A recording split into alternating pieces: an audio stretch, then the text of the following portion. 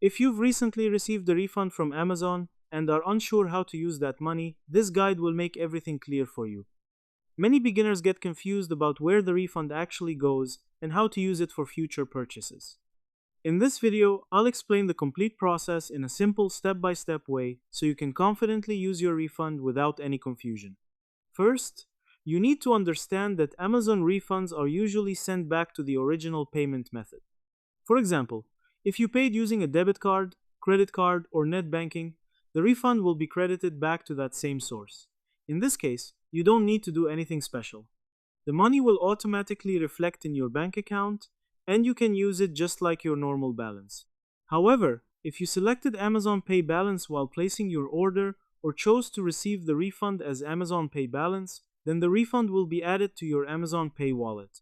To check this, open the Amazon app, go to the menu, and tap on Amazon Pay. Here, you will see your available balance and recent transactions. Now, to use this refund money, simply shop as you normally would on Amazon. Add products to your cart and proceed to checkout. During payment, select Amazon Pay Balance as your payment method. If your balance is sufficient, the full amount will be deducted from it. If not, you can combine it with another payment method like UPI or card. Also, keep in mind that Amazon Pay Balance may have an expiry date in some cases, so it's a good idea to use it within the given time. Always check your balance details to avoid missing out. In short, refund money from Amazon either goes back to your original payment method or to your Amazon Pay balance, and you can use it easily while making new purchases.